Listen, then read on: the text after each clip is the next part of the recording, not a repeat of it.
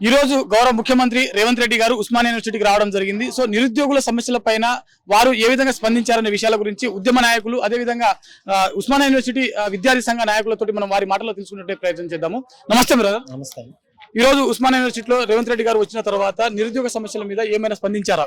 అయితే మేము రేవంత్ రెడ్డి గారిని స్వాగతించిన మాట వాస్తవం. 1000 కోట్లు అనేది మేము ఏ డిమాండ్ లో పెట్టినాం, అది నెరవేర్చిన మాట కూడా వాస్తవం. సరే, దానికి హర్షధ్వానాలు రేకెత్తిస్తున్న క్రమంలో మేము కొన్ని ఆశావాద దృక్పథం ఏమంటే, నిరుద్యోగులకు జాబ్ క్యాలెండర్ జూన్ ప్రకటిస్తా అని చెప్పిండు. ఆయన వచ్చి 2 సంవత్సరాలు దరికొస్తున్నా ఇక్కడ కొన్ని ఉస్మానియా గడ్డ నుంచి జాబ్ క్యాలెండర్ ఇస్తా అనేటువంటి క్రమం మేము ఆశపడ్డాం. నెంబర్ 1. నెంబర్ 2, పెండింగ్ లో ఉన్న స్కాలర్షిప్స్. ఈ రాష్ట్రంలో లక్షలాది మంది పేద విద్యార్థులు పెండింగ్ లో ఉన్న స్కాలర్షిప్ ఇవ్వకపోవడం వల్ల కాలేజీ యాజమాన్యాల నుంచి తీవ్రమైన ఒత్తిడి ఎదుర్కొంటూ చదవలేక ఆత్మహత్య చేసుకుంటున్నటువంటి సందర్భాలు ఉన్నాయి.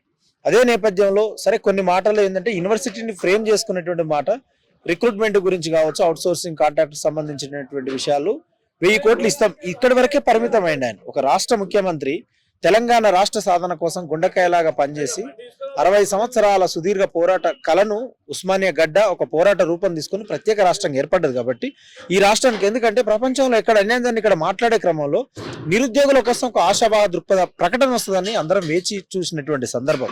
ఎందుకంటే కడు పేదరికంతో కష్టం చేసేటువంటి పీడిత వర్గాల పిల్లలు కోట్లాది మంది ఉన్నటువంటి క్రమంలో వాళ్ళ పిల్లలకు ఉస్మానియాకు రేవంత్ రెడ్డి గారు వస్తుండ్రు కాబట్టి జాబ్ క్యాలెండర్ అన్నాడు కాబట్టి ప్రకటిస్తాడు అనేటువంటి ఒక నమ్మకం ఉండే. కానీ ఆ నమ్మకాన్ని ఒమ్ము చేసే విధంగా ఓయూకు 1000 కోట్లు అన్నాడు. ఇక్కడ వరకు మాత్రమే మాట్లాడిన సందర్భం. అదేది పెండింగ్ లో ఉన్న స్కాలర్షిప్ కావచ్చు, లేదా మౌలిక సదుపాయాల కల్పన.